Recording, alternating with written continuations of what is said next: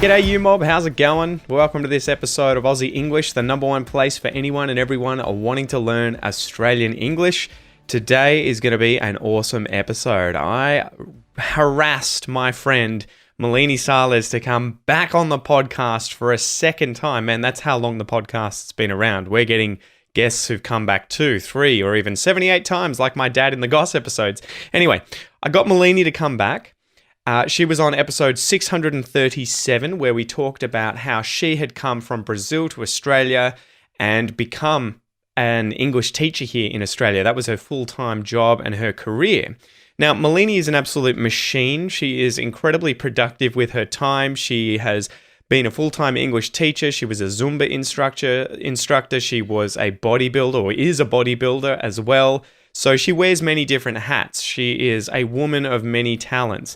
I wanted to get her on the podcast today to hear about how she is upskilling and changing careers as a result of COVID. So this is much more a sort of interview about a migrant who's moved to Australia, built a life in Australia, and has had to adapt here as a result of COVID and change career path. Today is part 2 of this interview with Milene, and we're going to be talking about how to take your English from that intermediate level to advanced and keep getting better and better and better.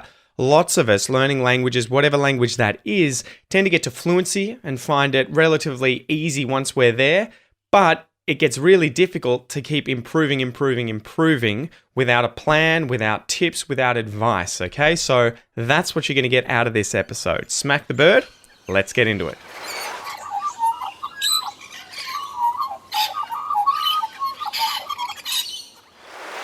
Do you have advice for older people, I guess, well, adults learning these skills for how to kind of not develop a thick skin so that you can handle criticism? Because I think that is a big issue that a lot of people, including myself, we have when getting criticism or advice back. Often it's hard. Whether or not you get offended, it can be hard to stay motivated and positive. It's pretty easy to feel like, oh, my English sucks. I'm never going to get good at this. Is there sort of advice you would have for students when they're working through these issues or trying to improve certain aspects for how to not take these things personally and still stay incredibly optimistic or positive? Or is it just part and parcel of it? You're going to have ups and downs. It's a bit of both. Yes, feedback is crucial to, improvement. We can't discuss that. We need feedback. I would say focus on the content. Don't take things personally. I've had horrible feedback of my classes back then, being observed by managers and everything. But when I look back, I'm like, I feel I'm a better teacher today because I've had that feedback. And as much as it hurt at the time, I did do something about, the issues they pointed out. And I became a better teacher. And I, like the suffering, sometimes it hurts. Sometimes people, it's what that is? It's our ego. Well, for me, I feel like it's, you're out surfing and a shark suddenly bites your leg and the surfer next to you is like, dude, he's biting you. And you're like, no, he's not. And you're like, all right, he's not. Like, you're the only one that can fail, right? Yeah. Be humble. It's so funny.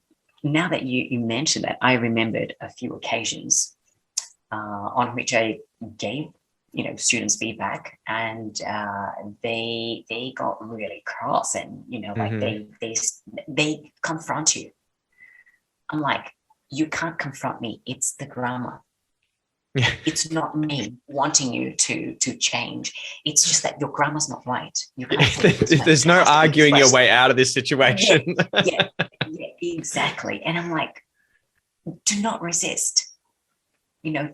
Choose the path of least resistance. I heard it somewhere. Be like water. Yeah. Look, changing. Going through a process of change, your beliefs or learning something is hard, and people want, I don't know, something that alleviates their pain, and there's no such thing. Yeah. You have to go through it, and this is what what bodybuilding is about as well. This is what so many things, being a parent, I bet, is about.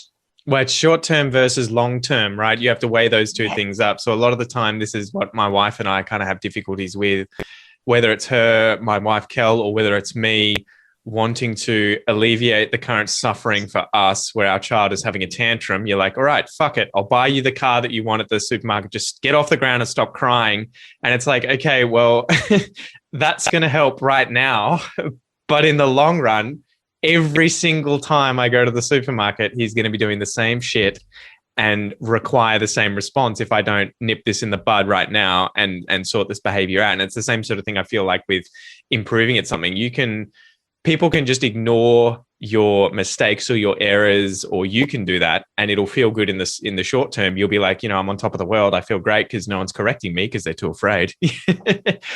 But it's at the cost of the long run, right? Where, well, you're not going to improve as quickly as you could otherwise improve, whether it's English or jiu-jitsu or Zumba or whatever it is, because you're just totally blind to your errors and ignoring them.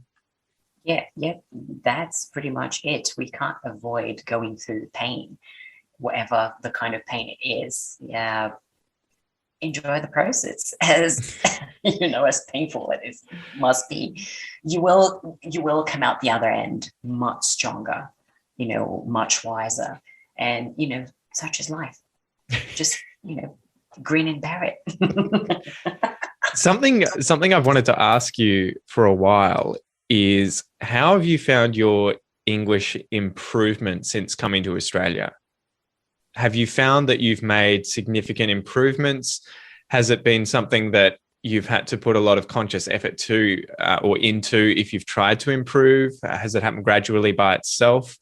I guess I'm asking that to sort of preface this first, because I found with speaking Portuguese at home with my wife, at first I was putting in a shitload of effort of learning all this new vocab and reading and studying, and I was improving a lot. But after a certain amount of time, it sort of just got easy, and I just sort of didn't keep pushing myself.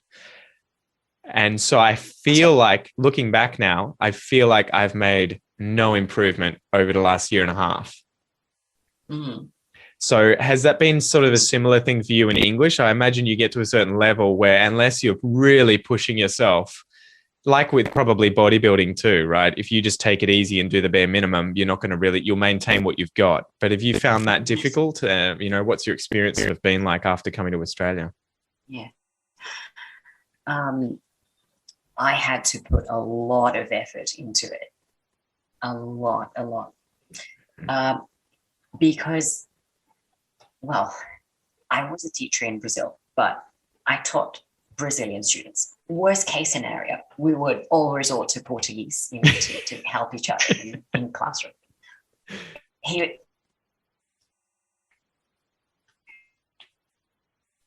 Living in an English-speaking country, and sorry, it broke up. What did you say? I think you said here, and then it broke up.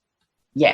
So as I was saying, I was living in an English-speaking country, and then I saw myself in a situation in which I could not resort to Portuguese when I didn't know how to say something or how to explain something. Like, for example, when I had to, take my car to the mechanic for the first time, I was like, oh, I can't speak about it in Portuguese, like, let alone in English. The training wheels are off. Yeah.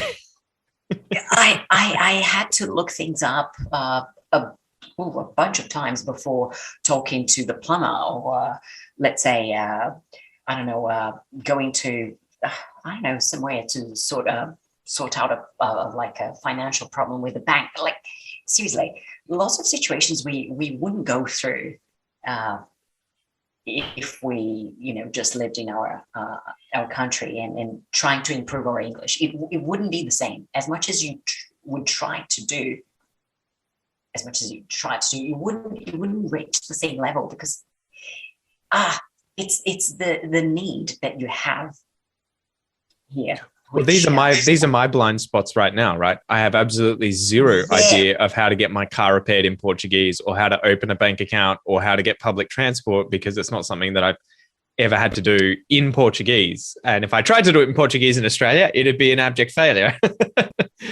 It wouldn't be a failure, but people would help you. You wouldn't find your way out of the situation by yourself. I think they'd be confused. Why is this guy speaking Portuguese to me in Melbourne? I'm just a bus driver. So what I had to do, and look, I still see myself doing it, sometimes, depending on the situation. I try to foresee, what I'll have to go through, what I will have to say, and I look things up in advance. Like I prepare for a situation. Yeah, so I know the plumber's coming, and I have like a clogged sink or something. I look things up, I read about it, I watch videos, and I'm like, okay, so this is the vocabulary I need. So when the plumber comes in, I'm like, oh, this is what's happening.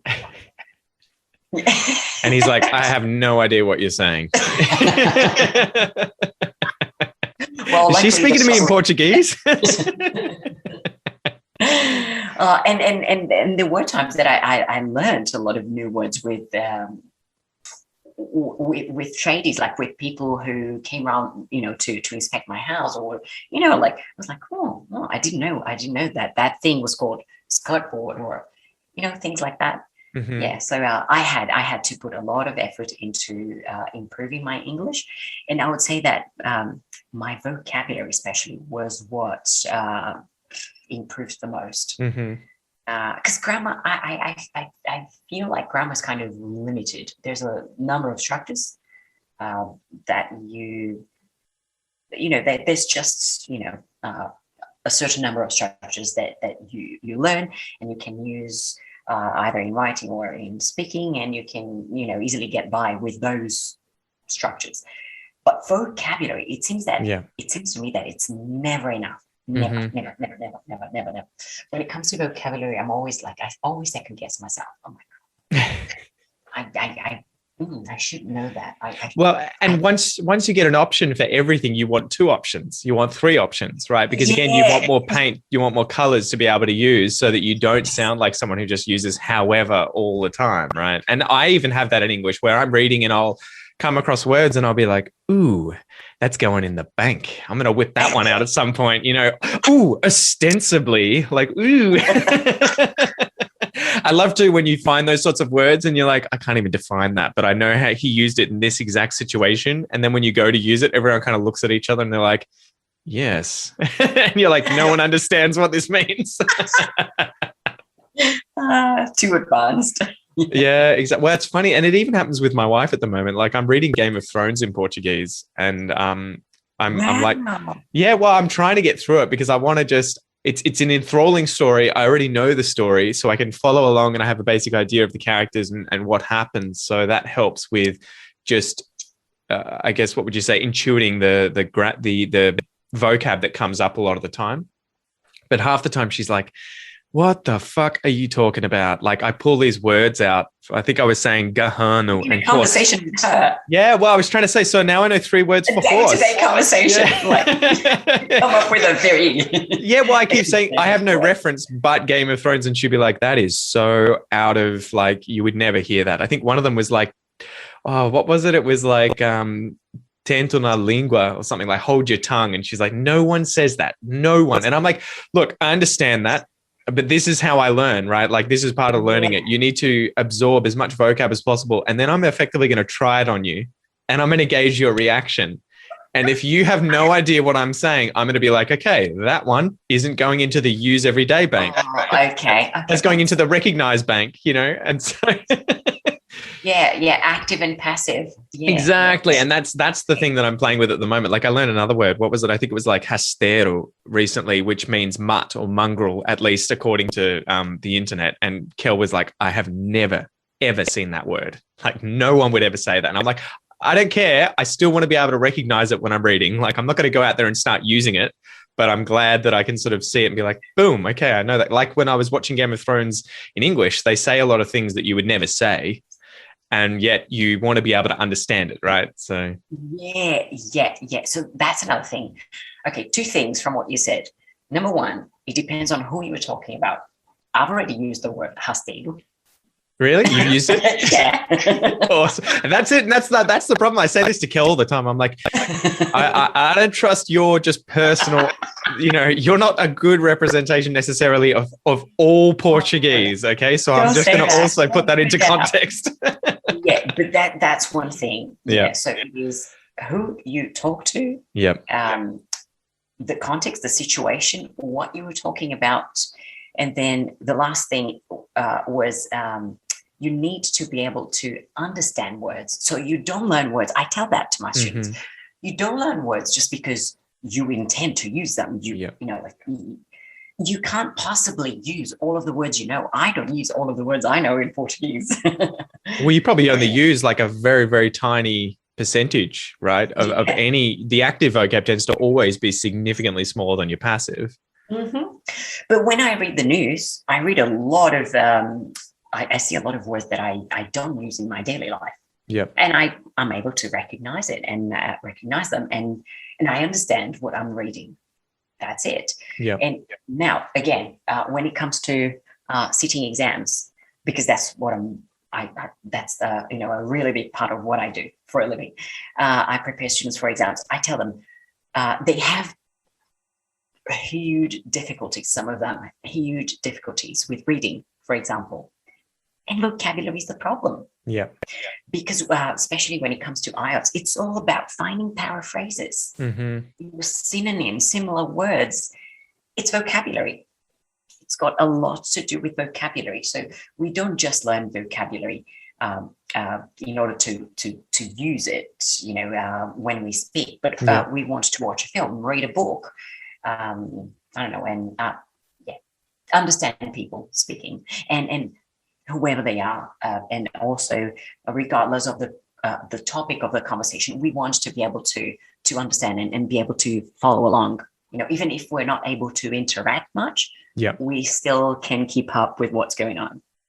Well, that's an interesting point, because you wouldn't imagine someone saying, why on earth are you listening to American English? You're in Australia. You'd be like, yeah, but I want to understand it. I'm not going to necessarily speak with an American accent, but I still want to be able to understand it. And I did a video recently teaching some American English. I reacted to this really funny video, this 2-minute skit, and broke it down. And it made me realize how much English he is using that I don't even think about. And I understand 100%, but that I would never say. I would never use the kind of really specific African-American vernacular English like phrases that he uses, like, we were going to bust his ass, that sort of stuff. Or like, there was he was touching all over my titties, he was saying all these things. And I'm like, it's so funny that I 100% understand exactly what he's saying, but I would never use that in my day-to-day language. And if I did, people would be like, what the hell is wrong with this guy?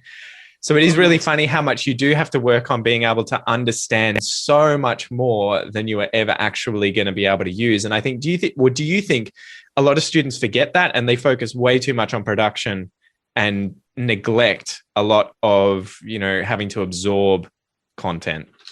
Yeah, 100%. I think they pressure themselves to speak perfect English. That's their aim. Oh my God, this is something I talk to them about so much. I have a lot of advanced students who struggle with confidence. Yep. And I ask them, why do they come to me and they tell me, my English is not good enough. Oh, I'm so frustrated. I always get disappointed when I have a job interview and I fail, and I'm like, okay, first, tell me one thing. What's your idea of good English? Yes, I want to speak English like a native speaker. Which one? Plenty of them don't speak good English. Yeah, exactly. Let's come on. Let's get it. We have to align expectations. first of all, because they usually set unrealistic goals for themselves. And I have to, I have to tell them, look, I'm going to be hard on you. I'm sorry, but that's not achievable. I mean, I'm not going to say, oh, it's impossible to speak like a native speaker. Like, it depends on what speaking like a native speaker is like for you. Like, what's your idea? Do you really think, for example, that I have all the words I need to, express my ideas? I fake it a lot. I just have tools to get out of a situation in which I can't say something using other words. But like, I wish I had, I knew all of the words. Yeah. Hey, Milene, can you tell me what you think of the phylogenetic origins of Australian rodents? Can you just be like, yeah, exactly. You'd be like, what the fuck are you smoking? Can I just tap out? Can I need to go to the toilet. I'll be back. Yeah. So it's that they don't understand. Like, you don't need all the words in the world, to communicate well. Yeah. Sometimes you may need, to be a little bit less shy, and put yourself out there, and things will flow. Well, that's an interesting point to sort of stick on though too, right? Confidence has a lot to do with showing how good your English actually is. I would imagine that if you lack confidence and you don't work on that, no matter how good your English is, you're never necessarily going to be able to show all that you are capable of or have good confidence. Like, there are plenty of native, quote unquote, native speakers who, I remember when I was on the dating scene, and if they were lacking confidence or, just really nervous, you would have horrible conversations with these people because of the confidence and because of the behavior, not because necessarily they didn't speak English or they had trouble speaking English. And vice versa, there would be people I would meet when I was going to language meetups that would have, quote unquote, less than ideal, less than perfect English, but you would get along with a house on fire because they would have had a few drinks and they're just no longer inhibited by being nervous or anything like that. And they can communicate and you have a great time with them. So a lot of the time you think the problem is more focusing on your confidence and building that up as opposed to worrying about never making a single pronunciation or grammatical error when speaking English. Yeah. That's the whole point. Yeah. So, just going back to the point where we started, so they forget that they need to understand more than they actually produce. Thank you very much. I lost my chain of thought. That wasn't because you didn't know the word, guys. That was the brain fart, like all of us. Because that's what will actually help them keep up a conversation. They will find a way to express their ideas in a different way if they lack the words they need. But as long as they are they can understand what's going on and they really want to communicate. Like, the main objective of the conversation is to find a solution to something. So stop focusing on the language, focus on the objective of the conversation, and things will flow, things will come. But you can't stop yourself. You can't avoid taking part in conversations, just because you lack confidence. Well, and that's not going to help, right? That's not the answer to building confidence. You never become confident if you don't just throw yourself into it. So you sort of have to lean into discomfort, right? As long as you're kind of just leaning forward towards discomfort, you can obviously decide on how far you want to lean into it. But if you're leaning backwards and away from it, you're never going to really conquer those issues. Yeah, that's what we mentioned about going through the pain, and being able to bear it. It will be uncomfortable. You're going to blush. You're going to start sweating. I am sweating. My armpits are sweating. Luckily, guys, you can't see it. It is. You have to go through pain and discomfort sometimes, but that's what's going to make your skin thicker. Awesome. Well, I know I've kept you for about 50 minutes, but finishing up here, I will have a lot of Like, people. Sorry? you didn't feel like. I know. That's it. It goes past. It goes past. Yeah, yeah, But yeah. there'll be a lot of people who are, thinking my English is really good, but I still want more. I'm still thirsty to improve. But it's gotten to that point where, I am highly advanced. I have a career in Australia. I have a family here. If it were you and tomorrow, you had all the time in the world to keep working on your English, despite how good it already is, what would be the kind of advice or plan that you would have, the advice to yourself or the plan that you would make as a really, really advanced English speaker to continually improve at the level, that you're currently at? Mm-hmm. Um, I That's a little bit of what I do, and I may sound repetitive because I mentioned it before. So if you need English the most at work, so you try to think about what's going to happen tomorrow at work, and you plan for that. You study, you look up the words you need, or you read something about something you want to talk to with your coworkers. I used to do that. I'll tell you a secret. I'll tell you the secret now. Yeah. Nobody knows it. But yeah, that's what I used to do. So every Monday or every, Sunday evening, I would kind of prepare a little speech or like I would rehearse a conversation that I would have with my coworkers at work. Co-workers at work. That was redundant. Anyway. Well, like as opposed to your co-workers at the gym, or gotcha. Anyway, because I knew they were going to ask me about how my weekend was, yeah, what I had done and everything. And if I had done something different, that was at the beginning. That was, when I started working at Langford's, and I was still not 100% confident, being a teacher in Australia, speaking to Australians on a daily basis, it was all new to me. Yeah. And so that's what I do every evening or Monday morning on the way to work. Okay, so I'll tell them that I did this and that, and how did I feel? Like I was constantly rehearsing, and I am still constantly rehearsing, every day. It's an ongoing process. It's a lifelong process. It doesn't have an end, that's what I can tell. So yeah, I don't know if that helps, but that helped me. I'm always planning what's next. Okay, so if I see my neighbor, there was I don't know, but there was a problem in the building, and we all were affected by that problem.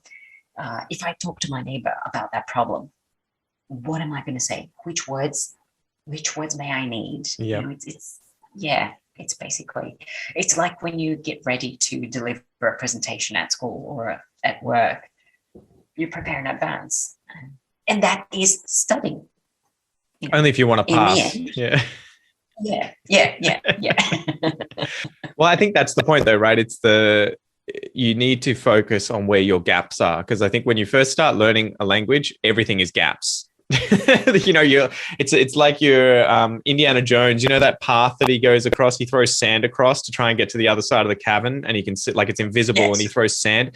When you first begin learning a language, it's like you're standing on like a little platform and everything around you is invisible.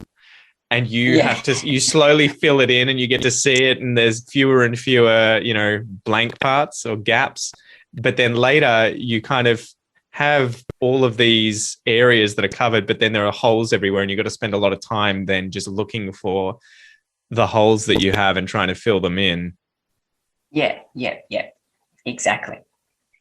Awesome, Milene. Well, thank you so much for coming on. How can people find out more about what you do and obviously who you are? So if people want to follow you on social medias, or they want private lessons from you, give us the plugs. My teacher Instagram is @milene.teacher, and my fitness Instagram is @milene.fitness. I'm not very active lately. I have been very busy, as I mentioned at the beginning of the conversation, studying and teaching and trying to survive the lockdown. Don't forget to take it easy at times and give yourself a little bit of your own space and time, right? Yeah. I've been trying to do that too. Look, but I do check my social media. I haven't been posting much, but I do check that every day. So if people want to contact me for classes, do so through Instagram. And that's it. I know you help with IELTS. Do you also help with PTE? Not much. I don't have many students. It's just because I don't have as many students looking for PTE preparation as I have for IELTS. Yep. But I do as well. Yeah. Awesome. Yeah, I get that question all the time. Can you help me with PTE? Can you help me with IELTS? And I'm like, look, I create English content, but I am not I have no credentials with preparing people. So you guys harass Milene if you need help with the IELTS or the PTE, please. Please, thank you. Anyway, thank you so much for coming on, mate. And I'm looking forward to round 3 in the future. Hopefully not another 400 episodes. Thank you so much for the invitation. And it's always a pleasure to talk to you. You're, really super cool. I love your content. I also follow you on social media. I watch your videos and I learn a lot from you too. Oh, my lady, you're too kind. You're too kind. Wow. Thank you very much. See you guys. Thank you. Bye.